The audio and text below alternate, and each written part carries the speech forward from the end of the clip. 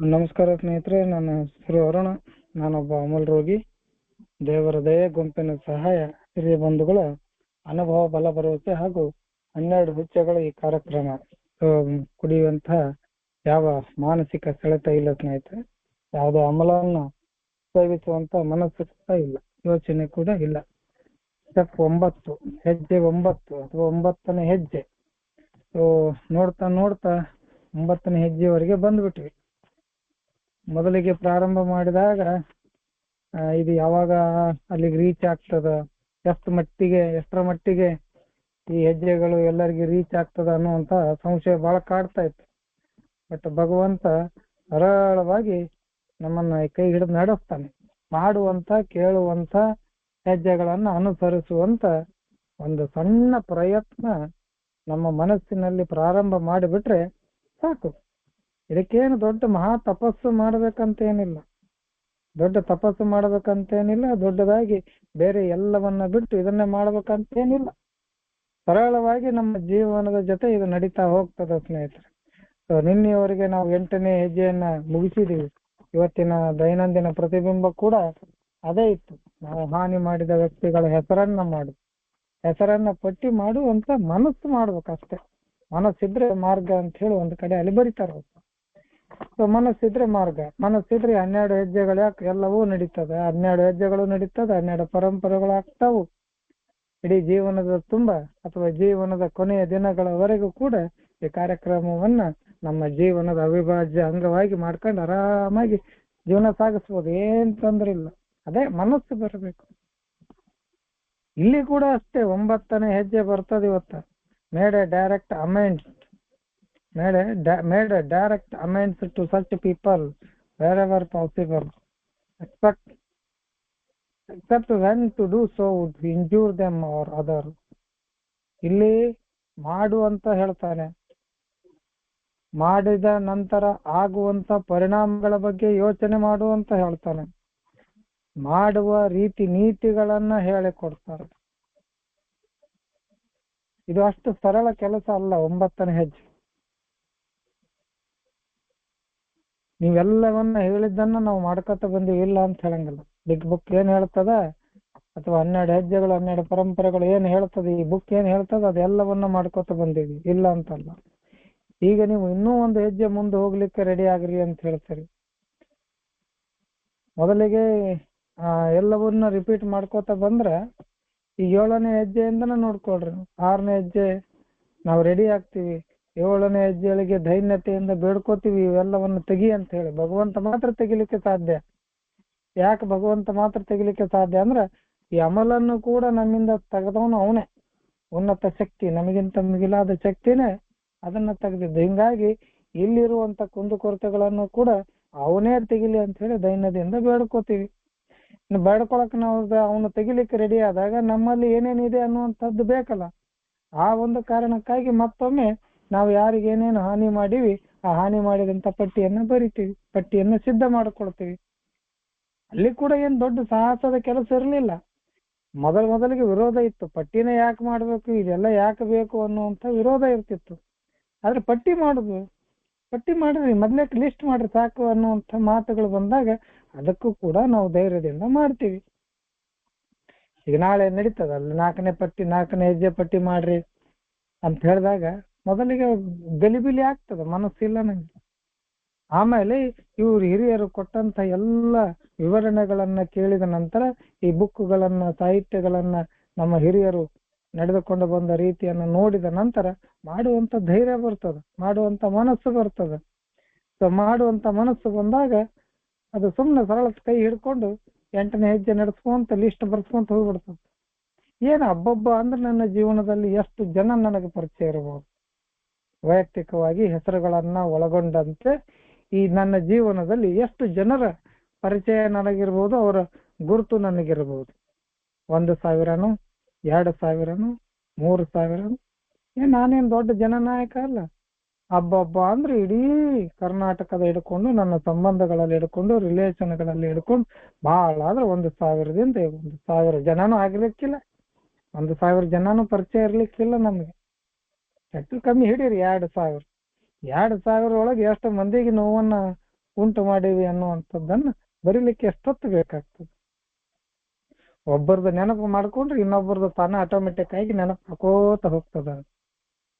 So ಎಲ್ಲವನ್ನು ಮಾಡಿದ ನಂತರ ನೀವೇನು ಮಾಡ್ತೀರಿ ಅಥವಾ 9ನೇ ಹೆಜ್ಜೆ ಏನ್ ಹೇಳ್ತದಪ್ಪ ಇಲ್ಲಿ ಅಂದಗಳೇ, ಅವರಿಗೆ ಅಥವಾ ಅಂಥವ್ರಿಗಾಗಲಿ ಅಥವಾ ಅವರಿಗೆ ಅಂದ್ರೆ ಯಾರಿಗೆ ನೋವು ಕೊಟ್ಟವ್ರಿಗೆ, ನೋವು ಯಾರಿಗೆ ನಾವು ಕೊಟ್ಟಿವಿ, ನಮ್ಮಿಂದ ಯಾರು ನೋವನ್ನು ಅನುಭವಿಸ್ಯಾರ, ನಮ್ಮಿಂದ ಯಾರು ತೊಂದರೆಯನ್ನು ಅನುಭವಿಸ್ಯಾರ, ಅಥವಾ ನಮ್ಮಿಂದ ಯಾರು ಕಷ್ಟ ನಷ್ಟಕ್ಕೆ ಬಲಿಯಾಗಿದ್ದಾರೆ ಅವ್ರದು ಅಂಥವ್ರಂದ್ರೆ ಅವರು. ಅದರ್ಥ ಅಂತಾನು ಹೇಳ್ತಾನ,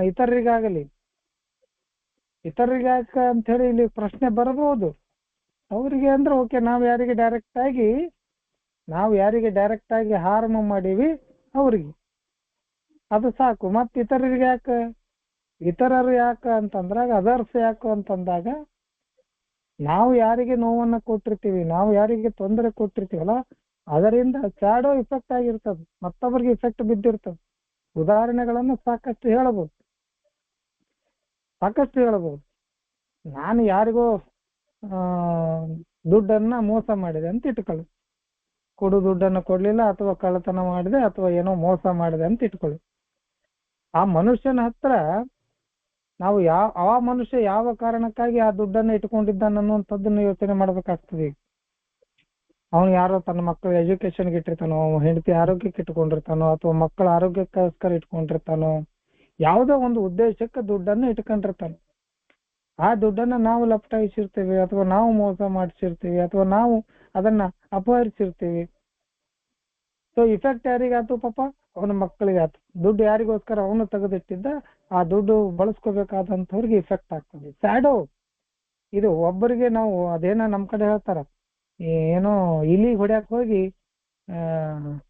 ಗಣಪತಿಗೆ ಹೇಟು ಬಿತ್ತು ಅಂತ ಹೇಳ್ತಾರೆ ನಮ್ ಕಡೆ. ನಮ್ಮ ಗುರಿ ಇಲಿ ಹೊಡ್ಯಾಕ್ ಹೋಗಿದ್ದೀವಿ, ಆದ್ರೆ ಗಣಪತಿಗೂ ಹೇಟು ಬೀಳ್ತದ ಅನ್ನುವಂಥದ್ದು ಮಾತುಗಳು ಬರ್ತಾವೆ. ಸೊ ನಾವು ಯಾರಿಗೋ ನೋವು ಮಾಡಿರ್ತೀವಿ, ಯಾರಿಗೋ ತೊಂದರೆ ಕೊಟ್ಟಿರ್ತೀವಿ, ಯಾರಿಗೋ ಏನು ಹಾರ್ಮ್ ಮಾಡಿರ್ತೀವಿ, ಆದ್ರೆ ಅದರ ಇಫೆಕ್ಟ್ ಮತ್ತೊಬ್ಬರಿಗೆ ಆಗಿರ್ತದೆ. ಇಲ್ಲಿ ಮನೆಯಲ್ಲಿ ಕೂಡ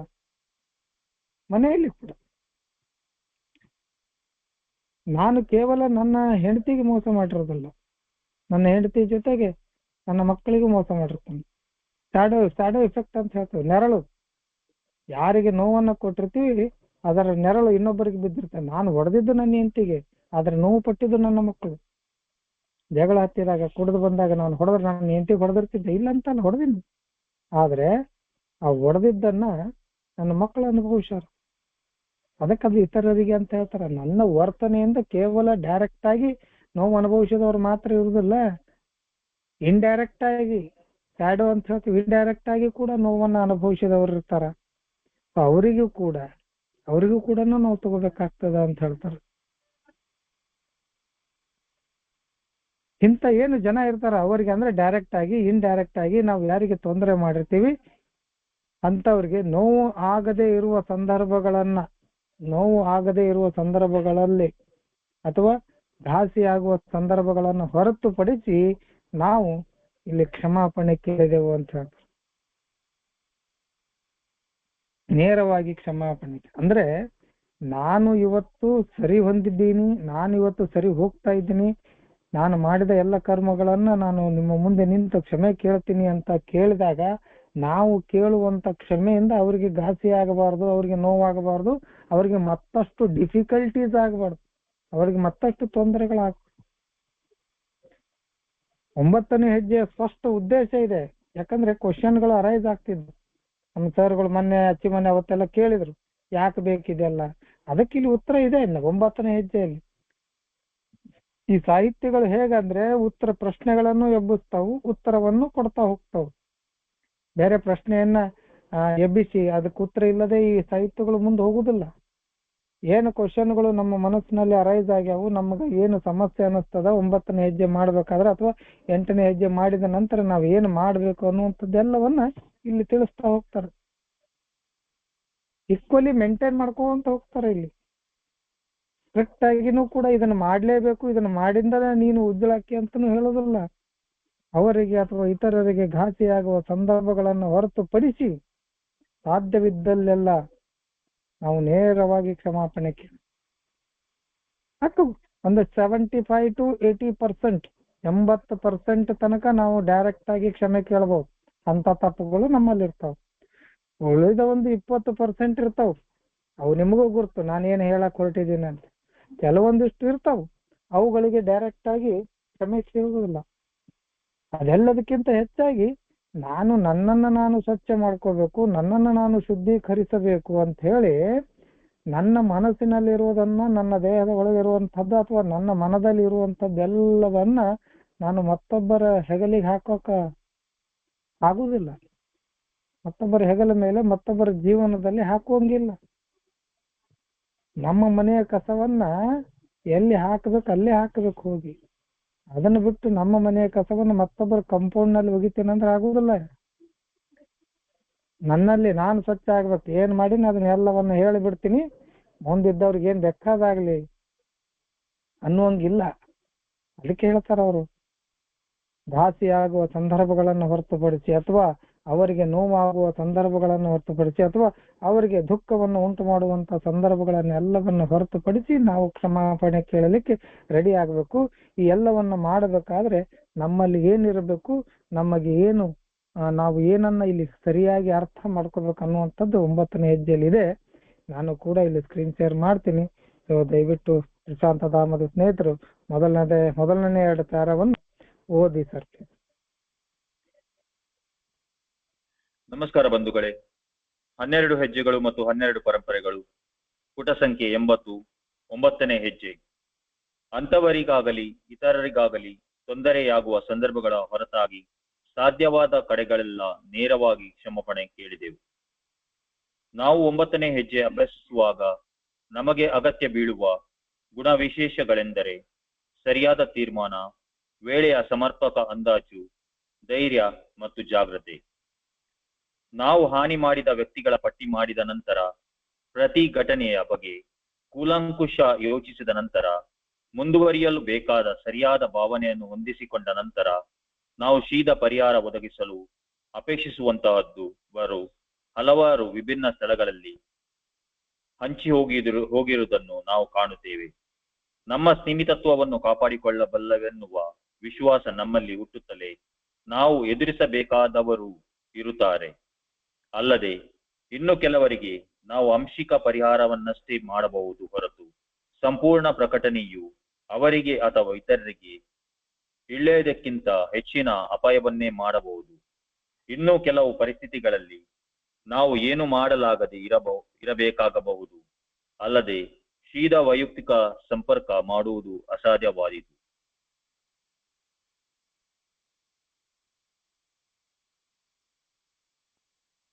ಓಕೆ,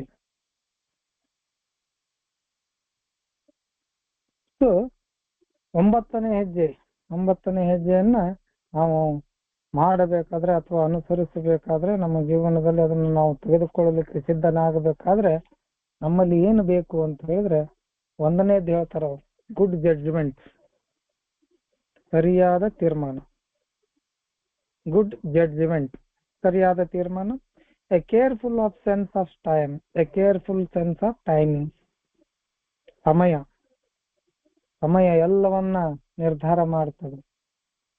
ಕಾಲಕ್ಕೆ ಎಲ್ಲವೂ ಗುರ್ತು. ಕಾಲ ಸರಿಯಾದದನ್ನ ಸರಿಯಾದ ಸಮಯಕ್ಕೆ ಮಾಡ್ತದೆ. ಕಾಲಕ್ಕಾಗಿ ಕಾಯಬೇಕು ಅಥವಾ ಸಮಯಕ್ಕಾಗಿ ಕಾಯಬೇಕು. ಸಮಯ ಹೇಗಿರಬೇಕಂದ್ರೆ ಅದು ಕೇರ್ಫುಲ್, ಆ ಸಮಯ ಒಳ್ಳೆಯ ಸಮಯ ಇರಬೇಕು ಅಂತ ಹೇಳ್ತಾರೆ. ಕರೇಜ್ ಬಹಳ ಇಂಪಾರ್ಟೆಂಟ್. ಸಮಯನೂ ಸಿಗ್ತದೆ, ನ್ಯಾಯಯುತವಾಗಿರುವುದು ನಮ್ಮ ಮನಸ್ಸಿನಲ್ಲೂ ಬರ್ತದ. ಸರಿಯಾದ ತೀರ್ಮಾನ ಅದ ಅಥವಾ ಸರಿಯಾದ ತೀರ್ಪು ಕೂಡ ನಮ್ಮಲ್ಲಿ ಬರ್ತದ, ಇಲ್ಲ ಅಂತಲ್ಲ. ಆದ್ರೆ ಸಮಯನೂ ಅದ, ತೀರ್ಪುನೂ ಅದ, ಆದ್ರೆ ಹೇಳುವಂತ ಧೈರ್ಯ ಬೇಕಲ್ಲ, ಕರೇಜ್.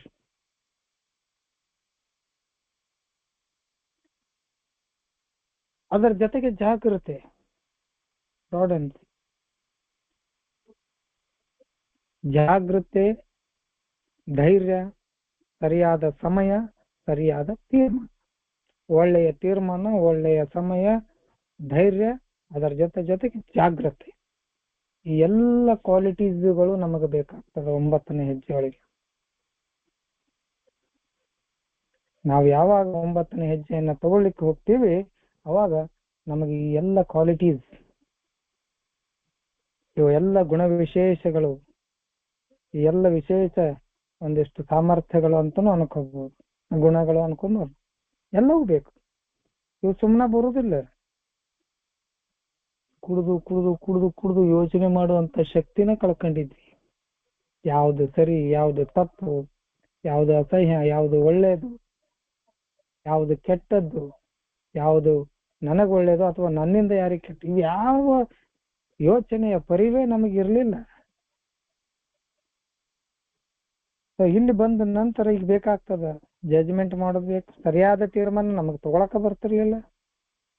ಇನ್ನೇನ್ ತೀರ್ಮಾನ ತಗೊಳಕ್ ಒಂದ್ ಬ್ಯಾರೆ ಬ್ಯಾರೆ ಬೇಡ, ಯಾವ ಬಾರ್ನಲ್ಲಿ ಕುಡಿಬೇಕು ಅನ್ನುವಂತ ತೀರ್ಮಾನ ಕೂಡ ಒಮ್ಮೆ ತಗೊಳಕ್ ಆಗ್ತಿದ್ದಿಲ್ಲ ನನಗ. ಬೇರೆ ವಿಷಯ ಬೇಡ, ಇನ್ನು ದೊಡ್ಡ ದೊಡ್ಡ ಜೀವನದ ದೊಡ್ಡ ದೊಡ್ಡ ವಿಷಯಗಳು ಬೇಡ, ಯಾವ ಬಾರಲ್ಲಿ ಕುಡಿಬೇಕು ಅಂತ ಹೇಳಿ ತೀರ್ಮಾನ ಮಾಡಕ್ ಆಗ್ತಿದ್ದಿಲ್ಲ. ನೀವು ನಂಬ್ಲಿಕ್ಕಿಲ್ಲ ಸ್ನೇಹಿತರೆ, ಒಂದು ದಿವಸ 5-6 ಬಾರ್ ಅಡ್ಡಾಡಿ ನಾನು. ಈ ಬಾರ್ ನಾ ಕುಡಿಲ್ಲ, ಬ್ಯಾಡ್ಬಿಡು ಇಲ್ಲಿ ಯಾಕೋ ಇಲ್ಲ, ಮತ್ತೊಂದು ಬಾರ್ಲು ಇಲ್ಲಿ ಬ್ಯಾಡ್ಬಿಡು, ಮತ್ತ ಆ ಕಡೆ ನಾಯಿಗತೆ ನಾಯಿಗತೆ ಇಲ್ಲೊಂದು ಅಲ್ಲೊಂದು ಅಲ್ಲೊಂದು ಅಲ್ಲೊಂದು 6 ಬಾರ್ ತಿರುಗಾಡಿ. ಅಂದ್ರೆ ನಿರ್ಧಾರ ತಗೊಳ್ಳುವಂತ ಅಥವಾ ತೀರ್ಮಾನ ತಗೊಳ್ಳುವಂತ ಕ್ವಾಲಿಟೀಸ್ ಇರ್ಲಿಲ್ಲ, ಆ ಗುಣನೇ ಇರ್ಲಿಲ್ಲ.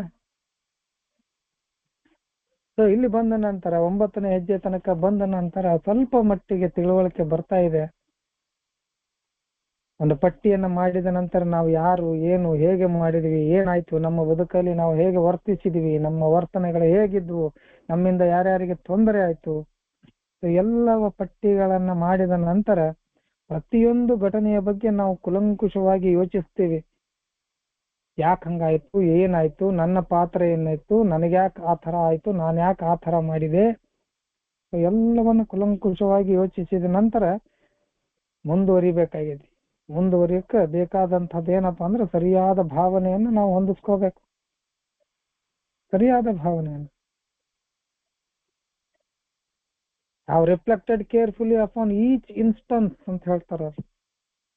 ಕುಲಂಕುಷವಾಗಿ ಎಲ್ಲವನ್ನು ಯೋಚಿಸಿದ ನಂತರ ಇನ್ನು ಮುಂದುವರಿಯಲೇಬೇಕು ನಾನು ಅನ್ನುವಂಥದ್ದನ್ನ ಮಾಡಬೇಕಾದ್ರೆ ಅಲ್ಲೊಂದಿಷ್ಟು ಒಳ್ಳೆ ಭಾವನೆಗಳು ಬೇಕು, ಒಳ್ಳೆ ಅಟಿಟ್ಯೂಡ್ ಬೇಕು. ರೈಟ್ ಅಟಿಟ್ಯೂಡ್ ಅಂತ ಹೇಳ್ತಾರ. ಒಂದು ಒಳ್ಳೆ ಅಟಿಟ್ಯೂಡ್ ಬೇಕು, ಅಥವಾ ಒಳ್ಳೆ ಒಂದು ಭಾವನೆಯನ್ನ ನಮಗ ಹೊಂದಿಸಿಕೊಂಡ ನಂತರ ನಾವು ಸೀದಾ ಪರಿಹಾರ ಒದಗಿಸಲು ಅಪೇಕ್ಷಿಸುವಂತ ಹಲವಾರು ವಿಭಿನ್ನ ಜನರು, ಯಾರಿಗೆ ನಾವು ಅಮೆಂಡ್ಸ್ ಮಾಡ್ಲಿಕ್ಕೆ ಹೋಗ್ಬೇಕು ಅನ್ಕೊಂತೀವಿ, ಅವರು ಸಾಕಷ್ಟು ಬೇರೆ ಬೇರೆ ಕ್ಲಾಸ್ಗಳಲ್ಲಿ ಹಂಚಿ ಹೋಗಿರ್ತಾರೆ. ಅಲ್ಲಿ ಹೇಳ್ತಾರ ಅವರು, we will see that the making of direct amends divides those we should approach into several classes ಅಂತ. ಅವ್ರು ಒಂದೇ ಜಾಗದಲ್ಲಿ ಇರುವುದಿಲ್ಲ ಈಗ ಅನ್ನುವಂಥದ್ದಾಗಿರ್ತದೆ, ವಿಭಿನ್ನ ಸ್ಥಳಗಳಲ್ಲಿ ಹಂಚಿ ಹೋಗಿರೋದನ್ನು ನಾವು ಕಾಣ್ತೀವಿ. ಕ್ಲಾಸಸ್ ಅಂತ ಹೇಳ್ತಾರಲ್ಲಿ.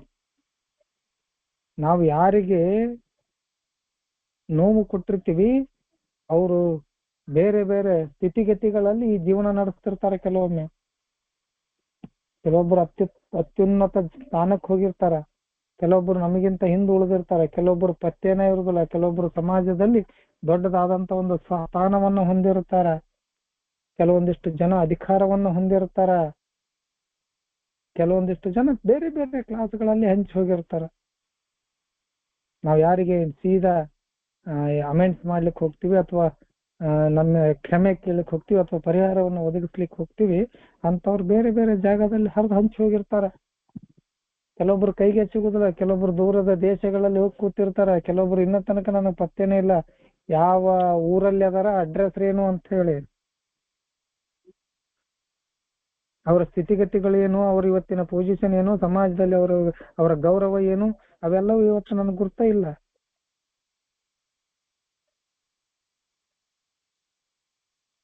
ಸೊ ನಮ್ಮ ಸ್ಥಿಮಿತತೆಯನ್ನ ಕಾಪಾಡಿಕೊಳ್ಳಬಲ್ಲೆವು ಎನ್ನುವಂತ ವಿಶ್ವಾಸ ನಮ್ಮಲ್ಲಿ ಇದ್ರೆ, ಆ ಸ್ಥಿಮಿತ ಈ ಹಿಂದೆ ಯಾರೋ ಅನ್ಮ್ಯೂಟ್ ಆಗಿದ್ದಾರೆ ನೋಡಿ ಸರ್ ಪ್ಲೀಸ್.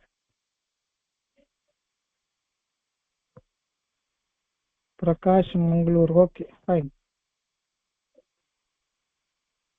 ಸೊ ನಮ್ಮಲ್ಲಿ ನಮ್ಮ ಸ್ಥಿಮಿತತೆಯನ್ನ, ಈ ಸೋಬ್ರೈಟಿ ಅಂತ ಏನ್ ಹೇಳ್ತೀವಿ, ಈ ಸ್ಥಿಮಿತತೆಯನ್ನ ಕಾಪಾಡಿಕೊಳ್ತೀವಿ ಅನ್ನುವಂತಹ ವಿಶ್ವಾಸ ನಮ್ಮಲ್ಲಿ ಹುಟ್ಟುತ್ತಲೇ ನಾವು ಎದುರಿಸಬೇಕಾದವರು ಇರುತ್ತಾರೆ. ಎದುರಿಗೆ ಸಿಗ್ತಾರ ಅವರು.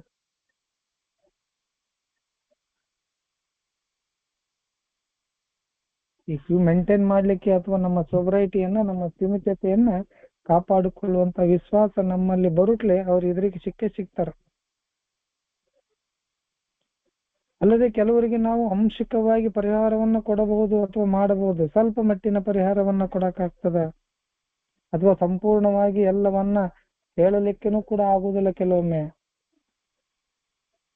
ಎಲ್ಲವನ್ನ ತೆರೆದಿಡ್ಲಿಕ್ಕೂ ಆಗುದಿಲ್ಲ. ಇದೆಲ್ಲವನ್ನ ಮಾಡುವಾಗ ನಾವು ನೋಡ್ಬೇಕಾಗ್ತದ, ಅವರಿಗೆ ಅಥವಾ ಇತರರಿಗೆ ಒಳ್ಳೆಯದಕ್ಕಿಂತ ಹೆಚ್ಚಿನ ಅಪಾಯವನ್ನು ನಾವು ಒಮ್ಮೊಮ್ಮೆ ಮಾಡಬಹುದು. ಕೆಲವೊಂದಿಷ್ಟು ವಿಷಯಗಳು ಹಂಗಿರ್ತಾವು. ದುಡ್ಡು, ಹಣಕಾಸಿನ ವಿಷಯ ಓಕೆ ಹೇಳ್ಬಹುದು, ಜಗಳ ಜೋಟಿ ಹೇಳ್ಬಹುದು, ಜಲಸ್ ಪಟ್ಟಿದ್ದು ಹೇಳ್ಬಹುದು, ನೀವು ಅವ್ರ ಬಗ್ಗೆ ಚಾಡಿ ಚೀಡಿ ಗಿಡಿ ಹೇಳಿದ್ದನ್ನ ಹೇಳ್ಬಹುದು. ನಾವು ಮಾಡಿದಂತ ಕೆಲವೊಂದಿಷ್ಟು ನ್ಯೂನ್ಯತೆಗಳನ್ನ ಡೈರೆಕ್ಟ್ ಆಗಿ ಆರಾಮಾಗಿ ಒಪ್ಕೊಂಡ್ಬಿಡ್ಬಹುದು, ಅಂಶಿಕವಾಗಿ ಕೆಲವೊಂದಿಷ್ಟನ್ನ. ಬಟ್ ಡೈರೆಕ್ಟ್ ಆಗಿ ಕೆಲವೊಮ್ಮೆ ಇಂಡೈರೆಕ್ಟ್ ಆಗಿ ಹರ್ಟ್ ಮಾಡಿರ್ತೀವಿ, ಅದು ಯಾರಿಗೂ ಗೊತ್ತಾಗೋದಿಲ್ಲ. ಅಂತವನ್ನ ಹೇಳಿದಾಗ ಇನ್ನಷ್ಟು ನೋವೇ ಆಗ್ತದ. ಕೆಲವೊಮ್ಮೆ ಬಹಳ ಸಲ ಆಗ್ತದೆ. ಅಂತ ವಿಷಯಗಳು ಇರ್ತಾವ. ಅಂತ ವಿಷಯಗಳು ಯಾವ ಅನ್ನುವಂಥದ್ದು ನಿಮ್ಗೆ ಗುರ್ತದ. ಅದನ್ನ ಬಿಡಿಸಿ ಹೇಳುವಂಥದ್ದು ಅವಶ್ಯಕತೆ ಇಲ್ಲೀಗ. ಅವರಿಗೆ ಅಥವಾ ಇತರರಿಗೆ ಒಳ್ಳೆಯದಕ್ಕಿಂತ ಹೆಚ್ಚಿನ ಅಪಾಯವನ್ನೇ ಕೆಲವೊಮ್ಮೆ ಮಾಡಬಹುದು. ಉದಾಹರಣೆ ಹೇಳ್ತೇನೆ. ಒಂದು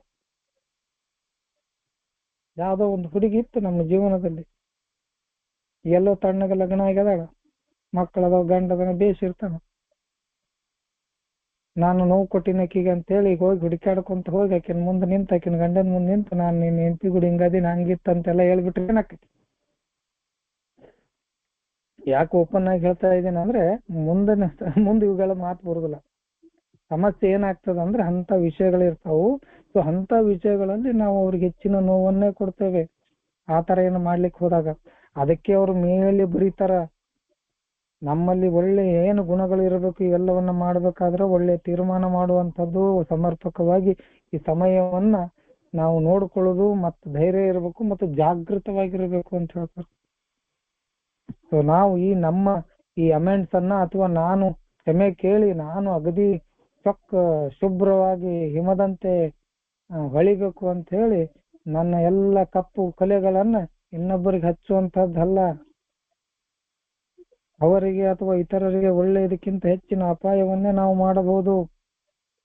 ಕೆಲವು ಪರಿಸ್ಥಿತಿಗಳು ಹೆಂಗಿರ್ತಾವಂದ್ರೆ ನಾವು ಏನೂ ಮಾಡಲಾಗದೆ ಹೋಗಬಹುದು. ಯಾವ ಅಮೆಂಡ್ಸು ಮಾಡಕ್ ಹಾಕಿರಂಗಿಲ್ಲ, ಕೆಲವೊಮ್ಮೆ ಯಾವ ತಪ್ಪನ್ನು ಸರಿಪಡಿಸ್ಕೋಕ್ ಹಾಕಿರಂಗಿಲ್ಲ. ಯಾಕಂದ್ರೆ ಕೆಲವೊಮ್ಮೆ ಈ ಲೋಕದಲ್ಲಿ ಅವ್ರು ಇರುವುದೂ ಇಲ್ಲ. ನನ್ನ ತಪ್ಪನ್ನ, ನನ್ನ ಎಲ್ಲವನ್ನ ಕೇಳ್ಬೇಕು ಅಂದ್ರೆ ಕೆಲವೊಮ್ಮೆ ಅವ್ರು ತೀರ್ಕೊಂಡೇ ಹೋಗಿರ್ತಾರೆ. ಏನ್ ಮಾಡಕ್ಕಾಗ್ತದೆ? ಕೆಲವು ಪರಿಸ್ಥಿತಿಗಳಲ್ಲಿ ನಾವು ಏನು ಮಾಡಲಾಗದೇ ಇರಬಹುದು ಅಂತ ಹೇಳ್ತಾರ. ಅಲ್ಲದೆ ಸೀದಾ ವೈಯಕ್ತಿಕವಾಗಿ ಡೈರೆಕ್ಟ್ ಆಗಿ ನಾವು ಪರ್ಸನಲ್ ಕಾಂಟ್ಯಾಕ್ಟ್ ಮಾಡಕ್ಕೂ ಕೂಡ ಅಸಾಧ್ಯ ಆಗ್ತದೆ. ಕೆಲವೊಮ್ಮೆ ಸಾಧ್ಯನೇ ಆಗೋದಿಲ್ಲ. We shall never able to make a direct personal contact at all. ಯಾರ್ದೋ ದುಡ್ಡು ಕಳ್ಳ ಮಾಡಿರ್ತೀನಿ, ಯಾರಿಗೋ ಮೋಸ ಮಾಡಿರ್ತೀನಿ, ಅವರನ್ನ ಹೋಗಿ ಭೇಟಿ ಆಗ್ಬೇಕು ಅಂತ ನಾವು ದೊಡ್ಡ ಪೊಲೀಸ್ ಆಫೀಸರ್ ಇದ್ರೆ ಏನ್ ಮಾಡೋದು? ಯಾರ್ದೋ ಮಾಡಿರ್ತೀವಿ, ಅವನು ದೊಡ್ಡ ಪೊಲೀಸ್ ಆಫೀಸರ್ ಆಗಿದ್ನಂದ್ರೆ ಏನ್ ಮಾಡ್ತೀನಿ? ಹೋಗಿ ಹಿಂಗ ನಿಮ್ದೆಲ್ಲ ಹಿಂಗ್ ಮಾಡಿದ್ನಿ ಅಂತ ಹೇಳಿ ಒಳಗಾಗಿ ಕೊಡ್ತೇನೆ. ಕೆಲವೊಮ್ಮೆ ಸೀದಾ ಅವರನ್ನ ಅಥವಾ ಡೈರೆಕ್ಟ್ ಆಗಿ ಅವರನ್ನ ನಾವು ಕಾಂಟ್ಯಾಕ್ಟ್ ಮಾಡಕ್ಕೂ ಅಸಾಧ್ಯ ಆಗ್ತದ.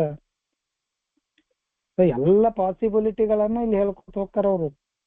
ಹಿಂಗಾದ್ರೆ ಹಿಂಗೂ ಆಗ್ತದ, ಹಿಂಗಾದ್ರೆ ಹಿಂಗೂ ಆಗ್ತದ ಅನ್ನುವಂಥದ್ದನ್ನ ಇಲ್ಲಿ ಅವರು ತಿಳಿಸ್ತಾ ಹೇಳ್ತಾ ಹೋಗ್ತಾರ. ಸೊ ನಾವು ಹುಷಾರಾಗಿ ಇರಬೇಕು, ಜಾಣತನದಿಂದ ತೀರ್ಮಾನ ತಗೋಬೇಕು, ಧೈರ್ಯದಿಂದ ಇರಬೇಕು. ಸಮಯವನ್ನು ಸರಿಯಾದ ಸಮಯಕ್ಕಾಗಿ ನಾವು ಕಾಯಬೇಕು ಅನ್ನುವಂಥದ್ದನ್ನ ಎಲ್ಲವೂ ತಲೆಯಾಗಿಟ್ಕೋಬೇಕು. ಸೊ ಇಂತಹ ಸಮಯದಲ್ಲೇ ನಮ್ಮ ಹಿರಿಯ ಬಂಧುಗಳು ನಮಗ ಸಹಾಯಕ್ಕೆ ಬರ್ತಾರ. ಕ್ಷಮೆ ಕೇಳುವುದರಲ್ಲಿ, ತಪ್ಪನ್ನು ಒಪ್ಪಿಕೊಳ್ಳುವುದರಲ್ಲಿ ಅಥವಾ ಪರಿಹಾರವನ್ನ ಕೊಡುವುದರಲ್ಲಿ ನಮಗೆ ಸಹಾಯಕ್ಕೆ ಬರೋರೆ ನಮ್ಮ ಹಿರಿಯ ಬಂಧುಗಳು. ಅವ್ರಿಗೆ ಅನುಭವ ಇರ್ತದ, ಮಾಡಿದ್ದ ಅನುಭವ ಇರ್ತದ, ಪರಿಹಾರವನ್ನ ಹೇಗೆ ಕೊಡಬಹುದು ಅನ್ನುವಂಥದ್ದು ಕೂಡ ನಮಗ ಅವ್ರು ತಿಳಿಸಿ ಹೇಳ್ತಾರ, ಮಾರ್ಗವನ್ನು ಸೂಚಿಸ್ತಾರೆ. ಕೆಲವೊಮ್ಮೆ ಅವ್ರು ಹಿಂಗೆ ಸ್ಪಾನ್ಸರ್ ಆಗಿರ್ಬೇಕಂತೇನಲ್ಲ, ನಮ್ಮ ಮಾರ್ಗದರ್ಶಕರಾಗಿರ್ಬೋದು, ಹಿರಿಯ ಬಂಧುಗಳಾಗಿರ್ಬೋದು, ಕೆಲವೊಮ್ಮೆ ನಮ್ಮ ಆಧ್ಯಾತ್ಮಿಕ ಗುರುಗಳಾಗಿರ್ಬೋದು, ದಾರಿಗಳನ್ನ ತೋರಿಸ್ತಾರ. ಯಾಕಂದ್ರೆ ನನ್ನ ವಿವೇಚನೆ ಕೆಲವೊಮ್ಮೆ ಕೆಲಸ ಮಾಡೋದಿಲ್ಲ. ನಾನು ಗುತ್ತಿಗೆ ಒಳಗ ಈಗೆಲ್ಲ ಹೇಳ್ಯಾರ 9ನೇ ಹೆಜ್ಜೆ ಬಹಳ ಚಲೋ, ಇದು ಮಾಡೋದ್ರಿಂದ ಎಲ್ಲ ಹಗರ ಆಗ್ತದ, ಮನಸ್ಸು ಸ್ವಚ್ಛ ಆಗ್ತದ, ನಾನು ಸ್ವಚ್ಛ ಆಗ್ತೀನಿ ಅಂತೇಳಿ ಹುಮ್ಮಸ್ಸಿನಿಂದ ಧೈ ಧೈ ಥೈ ಅಂತೇಳಿ ಕುಣ್ಕೋತ ಹೋಗುದಲ್ಲ. ಬಹಳ ಸೂಕ್ಷ್ಮ ವಿಚಾರ ಇದು. 9ನೇ ಹೆಜ್ಜೆ ಅನ್ನುವಂಥದ್ದು ಬಹಳ ಸೂಕ್ಷ್ಮ ವಿಚಾರ. ಸೊ ಅದಕ್ಕೆ ಹೇಳ್ತಾರ ಅವ್ರು ಮುಂದಿನ ಪ್ಯಾರಾದಲ್ಲಿ ಇದೆ, ಅದು ದಯವಿಟ್ಟು ಓದಿ ಸರ್ ಪ್ಲೀಸ್. ನಮ್ಮಲ್ಲಿ ಹೆಚ್ಚಿನವರು ಸೇರಿದ ಕ್ಷಣದಿಂದಲೇ ಕೆಲವು ಶೀಘ್ರ ತಿದ್ದುಪಡಿಗಳನ್ನು ಮಾಡಲು ಆರಂಭಿಸುತ್ತೇವೆ. ನಾವು ಕಾರ್ಯಕ್ರಮವನ್ನು ಪ್ರಾಮಾಣಿಕವಾಗಿ ಕೈಗೊಳ್ಳುವುದಾಗಿ ನಮ್ಮ ಕುಟುಂಬಗಳಿಗೆ ತಿಳಿಸಿದ ಕ್ಷಣದಿಂದಲೇ ನಮ್ಮ ತಿದ್ದುಪಡಿ ಕಾರ್ಯಕ್ರಮವು ಪ್ರಾರಂಭವಾಗುತ್ತದೆ. ಈ ಸಂದರ್ಭದಲ್ಲಿ ಸಮಯಾವಧಾನ ಅಥವಾ ಜಾಗರೂಕತೆಯ ಪ್ರಶ್ನೆ ಏಳುವುದಿಲ್ಲ. ನಾವು ಬಾಗಿಲೊಳಗೆ ಬರುವಾಗ ಈ ಶುಭ ಸಮಾಚಾರವನ್ನು ಒಬ್ಬಿಟ್ಟು ತಿಳಿಸಿಕೊಂಡು ಬರುವ ಮನಸ್ಸಾಗುತ್ತದೆ. ನಮ್ಮ ಮೊದಲನೆಯ ಸಭೆಯಿಂದ ಬರುವಾಗ ಅಥವಾ ಆಲ್ಕೋಹಾಲಿಕ್ ಅನಾನಮಸ್ ಪುಸ್ತಕ ಓದಿದ ನಂತರ ನಮಗೆ ನಮ್ಮ ಕುಟುಂಬದ ಯಾರಾದರೂ ವ್ಯಕ್ತಿಯೊಂದಿಗೆ ಕುಳಿತು ನಾವು ಮಾಡಿದ ಹಾನಿಯ ಬಗ್ಗೆ ಮಾತನಾಡುವ ಅಪೇಕ್ಷೆಯಾಗಬಹುದು. ಇನ್ನು ಮುಂದಕ್ಕೆ ಹೋಗಿ ಇತರರ ಜೀವನವನ್ನು ದುಸ್ತರವಾಗಿಸಿದ ನಮ್ಮ ದೋಷಗಳನ್ನು ನಾವು ಒಪ್ಪಿಕೊಳ್ಳಲೂಬಹುದು. ಡೋಲಾಯಮಾನ ಪ್ರಾತಃ ಕಾಲದಲ್ಲಿ ಎದ್ದು ಕೆಲವೊಮ್ಮೆ ನಮ್ಮನ್ನೇ ಮತ್ತು ಕೆಲವೊಮ್ಮೆ ಇತರರನ್ನು ಹಾಗೂ ಎಲ್ಲರನ್ನು ಬೈಯುವ ನಮ್ಮ ಯಾವತ್ತಿನ ನಡತೆಗಿಂತಲೂ ಅಂದಿನ ನಮ್ಮ ನಡತೆಯು ಬಹಳ ವಿಶಿಷ್ಟವೂ ಪ್ರತ್ಯೇಕವೂ ಆಗಿರುತ್ತದೆ. ಈ ಆರಂಭಿಕ ಸಂದರ್ಭಗಳಲ್ಲಿ ನಾವು ಸಾಮಾನ್ಯವಾದ ಒಪ್ಪಿಕೊಳ್ಳುವಿಕೆಯನ್ನು ಅನುಸರಿಸಿದರೆ ಸಾಕು. ಈ ಸಂದರ್ಭದಲ್ಲಿ ಕೆಲವು ಅತಿ ಸೂಕ್ಷ್ಮ ಎನಿಸುವ ವಿಷಯಗಳನ್ನು ಕೆದಕುವುದು ಅನಾವಶ್ಯಕವೂ ಅಪಾಯಕಾರಿಯೂ ಆಗಬಹುದು. ಈ ಬಗ್ಗೆ ಬಹಳ ನಿಧಾನವಾಗಿ ನಾವು ಕಾರ್ಯನಿರ್ವಹಿಸಬೇಕಾದ ಅವಶ್ಯಕತೆಯನ್ನು ನಮ್ಮ ವಿವೇಚನೆಯು ನಮಗೆ ತಿಳಿಸಬಹುದು. ನಾವು ನಮ್ಮ ಬಗ್ಗೆ ಅತಿ ಕೀಳಾದುದನ್ನು ಸಹ ಈ ವೇಳೆಯಲ್ಲಿ ಹೇಳಿಬಿಡಲು ತಯಾರಿದ್ದರೂ ಸಹ ಇತರ ಮಾನಸಿಕ ಶಾಂತಿಯನ್ನು ಒತ್ತೆ ಇಟ್ಟು ನಮ್ಮ ಮಾನಸಿಕ ಶಾಂತಿಯನ್ನು ಗಳಿಸಿಕೊಳ್ಳಲಾರವೆಂಬುದನ್ನು ಮರೆಯಲಾಗದು. ಬಂತು ನೋಡ್ರಿ, ಇಲ್ಲಿ ಸೇರಿದ ತಕ್ಷಣನ ಅಥವಾ 1-2 ಮೀಟಿಂಗ್ಗಳನ್ನ ನೋಡಿದ ನಂತರ, ಇಲ್ಲಿ ಬರುವಂತ ಎಲ್ಲ ವಿಷಯಗಳನ್ನ ಕೇಳಿದ ನಂತರ ಅತ್ಯಂತ ಉತ್ಸಾಹದಿಂದ, ಅತ್ಯಂತ ಪ್ರಾಮಾಣಿಕತೆಯಿಂದ ಜೀವನದಲ್ಲಿ ಇವತ್ತಿನ ನಿರ್ಧಾರ, ಇವತ್ತಿನಿಂದ ಇದು ಸ್ಟಾರ್ಟ್, ಜೀವನ ಸ್ಟಾರ್ಟ್ ಅಂತ ಹೇಳಿ ಮನೆಗೆ ಹೋಗೋಕ್ಕಿಂತ ಮೊದ್ಲಕ್ಕೆ ತಿದ್ದುಪಡಿ ಕಾರ್ಯ ಚಾಲೂ ಮಾಡಿಬಿಡುದು. ಸ್ವಲ್ಪ ಹೊತ್ತಿನಲ್ಲಿನೇ ಹೇಗೆ ಸೇರಿದ ನಂತರ ಆ ಕ್ಷಣದಿಂದಲೇ ನಮ್ಮ ಸೀದಾ ಡೈರೆಕ್ಟ್ ಆಗಿ ಇವತ್ತು ಮೀಟಿಂಗ್ ಬಂದಿನಿ, ಇವತ್ತು ಸೇರಿನಿ, ಇವತ್ತು ನಾನು ಒಪ್ಪಿಕೊಂಡಿನಿ, ಈ ಒಪ್ಪಿಕೊಂಡ ನಂತರ ಸೀದಾ ತಿದ್ದುಪಡಿ ಚಾಲು. ನಾನು ಇನ್ನು ಮ್ಯಾಗೆ 100% ಶುದ್ಧವಾಗಬೇಕು ಅಂತ ಹೇಳಿ ಅವತ್ತಿನಿಂದ ಚಾಲು ಮಾಡುದು. ಹೇಳ್ತಾರ ಅವರು, ಕಾರ್ಯಕ್ರಮವನ್ನು ಪ್ರಾಮಾಣಿಕವಾಗಿ ನಾವು ಕೈಗೊಳ್ತೀವಿ ಅಂತ ಹೇಳಿ ನಮ್ಮ ಕುಟುಂಬಕ್ಕೆ ತಿಳಿಸಿದ ತಕ್ಷಣ ನಾವು ನಮ್ಮ ತಿದ್ದುಪಡಿ ಕಾರ್ಯಕ್ರಮ ತಯಾರು ಮಾಡ್ಬಿಡುದು. ತಪ್ಪೊಪ್ಪಿಗೆ ಕಾರ್ಯಕ್ರಮ ಚಾಲು ಮಾಡ್ಬಿಡುದು. ನಾನು ಸರಿ ಇರ್ಲಿಲ್ಲ, ನಾನು ಹಾಗಿದ್ದೆ, ನಾನು ಹೀಗಿದ್ದೆ ಅನ್ನುವಂಥದ್ದು ಚಾಲು. ಕೆಲವೊಮ್ಮೆ ನೀವು ಹೇಳ್ತಿರಲ್ಲ ಅಂತಾರ ಅವ್ರು, ಆರಂಭದಿಂದಲೇ ನೀವು ಈ ಹೆಜ್ಜೆಗಳನ್ನು ಅನುಸರಿಸ್ರಿ ಅಂತ ಹೇಳಿ. ಅದಕ್ಕಾಗಿ ನಾವು ಆರಂಭದಿಂದಲೇ ಈ ಹೆಜ್ಜೆಯನ್ನು ಅನುಸರಿಸಕ್, ಅಂದ್ರೆ ಒಮ್ಮಲಿಗೆ 9 ಮಾಡಕ್ ಹೋಗ್ಬಿಡ್ತೀವಿ. 9 ಮಾಡ್ಬಿಡುದು ಒಮ್ಮಲಿಗೆ ಹೋಗಿ. ಹೌದು, ನಾನು ಜೀವನದಲ್ಲಿ ಬಹಳ ತಪ್ಪುಗಳನ್ನು ಮಾಡಿದ್ದೀನಿ, ಸೊ ನನ್ನನ್ನ ಇನ್ನು ಮೇಲೆ ಕ್ಷಮಿಸ್ರಿ ಅನ್ನುವಂಥದ್ದು ಹೇಳುದು. ಬಾಗಿಲೊಳಗೆ ಬರುವಾಗ ಈ ಶುಭ ಸಮಾಚಾರವನ್ನು ಬೊಬ್ಬಿಟ್ಟು ತಿಳಿಸ್ಕೊಂಡು ಬರೋ ಮನಸ್ಸಾಗ್ತದೆ. ಅಥವಾ ಈ ಕಾರ್ಯಕ್ರಮಕ್ಕೆ ಬಂದ ನಂತರ ಮೊದಲನೇ ಸಭೆಯಿಂದ ಹೊರಗೆ ಬರ್ಬೇಕಾದ್ರೆ, ಅಥವಾ ಬಿಗ್ ಬುಕ್ ಅನ್ನು ಓದಿದ ನಂತರ, ಅಥವಾ ಈ ಹೆಜ್ಜೆಗಳನ್ನು ಓದಿದ ನಂತರ ನಮ್ಗ ಅನಿಸ್ತದ, 100% ಅನಿಸ್ತದ, ಮನಸ್ಸಿನಲ್ಲಿ ಬರ್ತದ. ಈಗ ಕೇಳಬೇಕಾದ್ರೆ ಈ ಮೀಟಿಂಗ್ ಮುಗಿ ತನಕ ಮನಸ್ಸಿನಲ್ಲಿ ಅತ್ಯಂತ ಉಲ್ಲಾಸತನದಿಂದ, ಅತ್ಯಂತ ಸಂತೋಷದಿಂದ, ಅತ್ಯಂತ ಧೈರ್ಯದಿಂದ, ಎಸ್ ಇವ್ರು ಹೇಳಿದ್ದೆಲ್ಲ ಸರಿ ಇದೆ, ಇದನ್ನ ಮಾಡಿಬಿಡ್ಬೇಕು ಅನ್ನುವಂಥ ಮನಸ್ಸು ಬರ್ತಾ ಇರ್ತದೆ. ಕೇಳು ಮುಂದಾಗ ಬರ್ತಿರ್ತದ. ಅದು ನಾವ್ ಯಾರ ಜೊತೆ, ನಮ್ಮ ಕುಟುಂಬದವ್ರ ಜೊತೆ ಕುಂದಿರಬೇಕು, ನಾವು ಹಾನಿ ಮಾಡಿದ ಬಗ್ಗೆ ಅಥವಾ ಅವುಗಳ ಬಗ್ಗೆ ಮಾತನಾಡ್ಲಿಕ್ಕೆ ಬಯಸ್ಬೇಕು ಅನ್ನುವಂಥದ್ದು ಎಲ್ಲವೂ ಬರ್ತದೆ, ಆಸೆ ಬರ್ತದೆ. ಎಸ್ ಇಲ್ಲಿ ಇದ್ದವರೆಲ್ಲ ಹೇಳ್ತಾ ಇರೋದು 100% ಸತ್ಯ. ಇಲ್ಲೆಲ್ಲ ಅಗದಿ ಈ ಕಾರ್ಯಕ್ರಮಕ್ಕೆ ಬಂದಂಥವ್ರು ಎಲ್ಲರೂ ಇವತ್ತು ಇಷ್ಟು ಒಳ್ಳೆ ಜೀವನವನ್ನ ನಡೆಸ್ತಾ ಇದ್ದಾರೆ. ಅವ್ರು ಮಾಡ್ಯಾರ, ನಾನು ಮಾಡಕ್ ಸ್ಟಾರ್ಟ್ ಮಾಡಿಬಿಡ್ತೀನಿ ಅಂತ ಹೇಳಿ ಹೊಂಟು ಬಿಡು.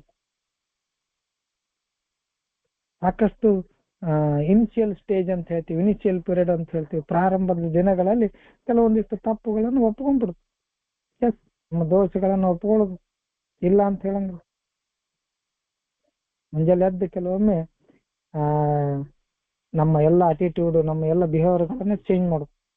ಪ್ರತಿದಿನ ಇರುವಂತ ಮನುಷ್ಯ ಇವತ್ತು ಯಾಕೋ ಬೇರೆನೇ ಆಗ್ಯಾನಲ್ಲ ಇವ ಅನ್ನುವಂಗ ಆಗ್ಬಿಡುದು.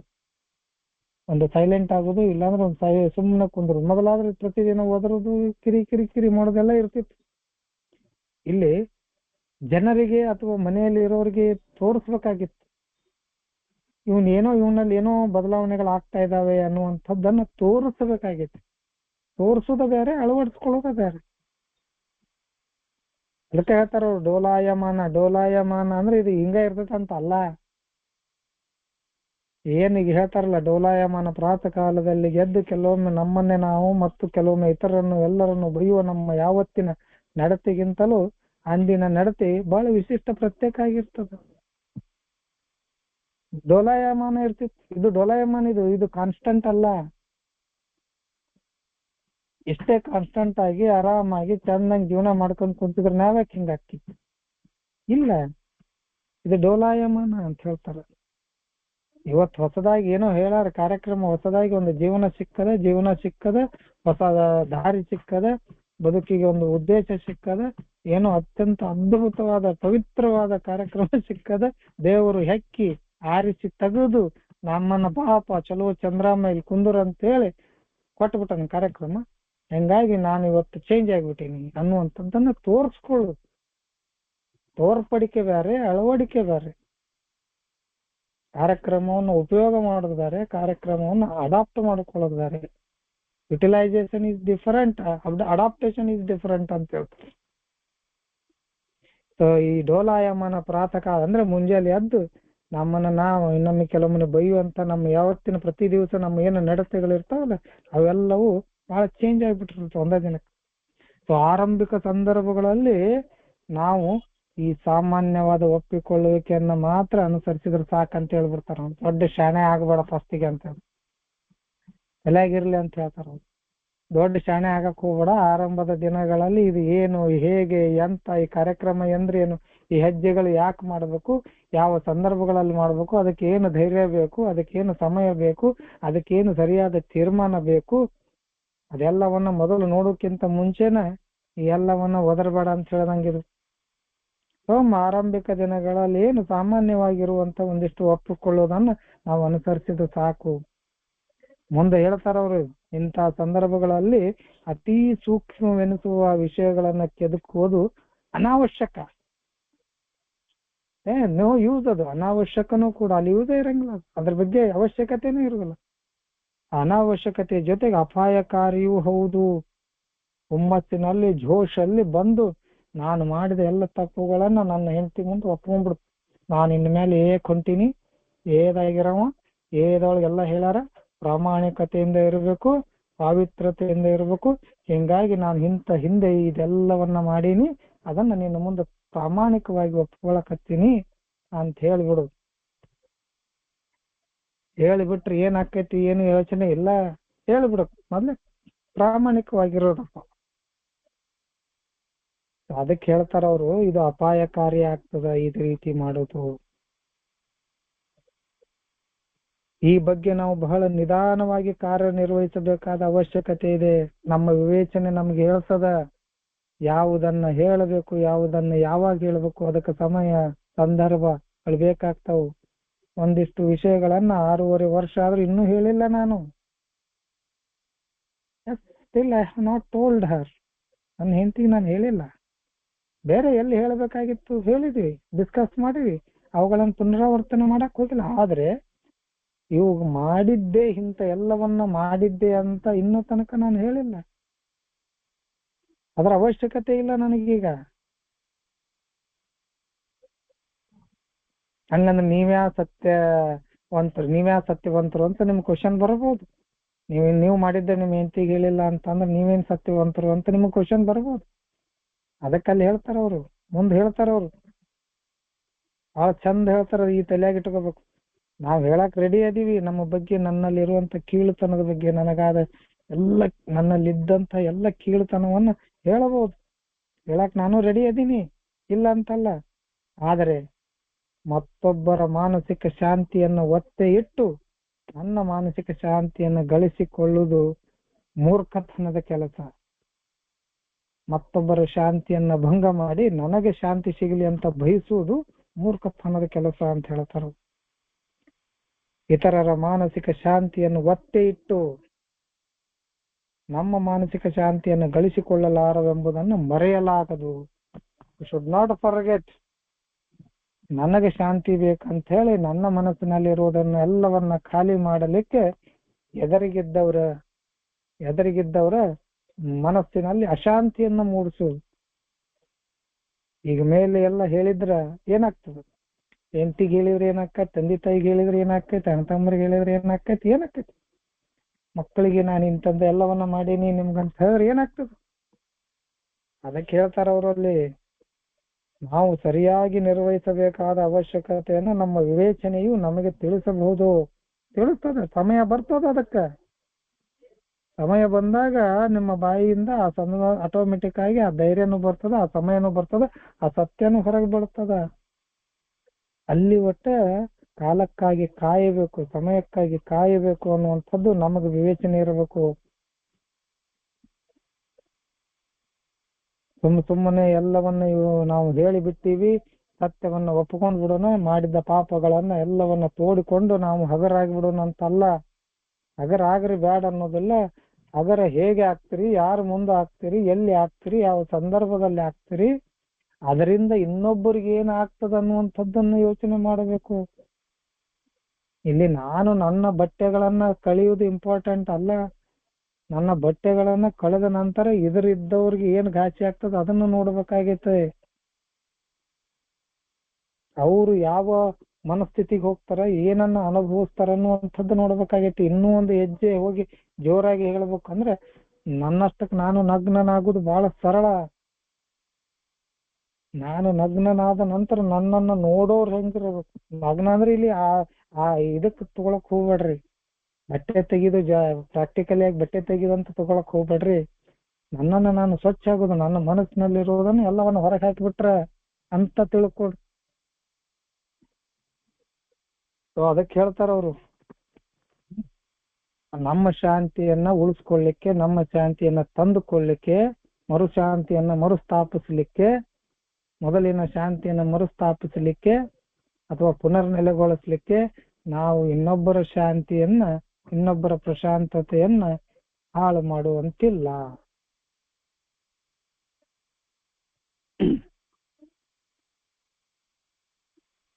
ಸೊ 8:20 ಆಯ್ತು. ಇನ್ನೊಂದು ಪ್ಯಾರ ಓದ್ಬೋದು, ಬೇಡ ಮತ್ತೆ ಅದನ್ನ ಮುಂದುವರ್ಸೋಣ ಸ್ನೇಹಿತರೆ. ಯಾಕಂದ್ರೆ ಇದ್ರ ಬಗ್ಗೆ ಮಾತನಾಡ್ಲಿಕ್ಕೆ ಸ್ವಲ್ಪ ಸಮಯ ಕೊಡ್ಬೇಕು ಅಂತೇಳಿ ನಮಗ್ ಅನಿಸ್ತಾ ಇದೆ. ಸೊ ಯಾಕಂದ್ರೆ ಇಲ್ಲಿ ಬಹಳಷ್ಟು ಗೊಂದಲಗಳು ಮೂಡ್ತಾವು, ಕೆಲವೊಂದಿಷ್ಟು ಸಂಶಯಗಳು ಮೂಡ್ತಾವು. ಅದ್ರ ಬಗ್ಗೆ ಮಾತನಾಡ್ಲಿಕ್ಕೆ ಸ್ವಲ್ಪ ಸಮಯ ಕೊಡೋಣ. ಸೊ ಮತ್ತೆ ಇದನ್ನ ನಾವು ನಾಳೆ ಮುಂದುವರ್ಸೋಣ ಸ್ನೇಹಿತರೆ. ನಾನು ಕೂಡ ಇಲ್ಲಿ ನಿಲ್ಲಿಸ್ತೇನೆ. ಸೊ ನನ್ನ ಜೊತೆ ಓದಿದಂತ ಪ್ರಶಾಂತ ಅಹಮದ್ ಸ್ನೇಹಿತರಿಗೆ ತುಂಬಾ ಧನ್ಯವಾದಗಳು, ಹಾಗೂ ಚೇರ್ಪರ್ಸನ್ ಕ್ಲೀಟಸ್ ಸರ್ ಅವರಿಗೂ ಕೂಡ ಧನ್ಯವಾದಗಳು ಸರ್.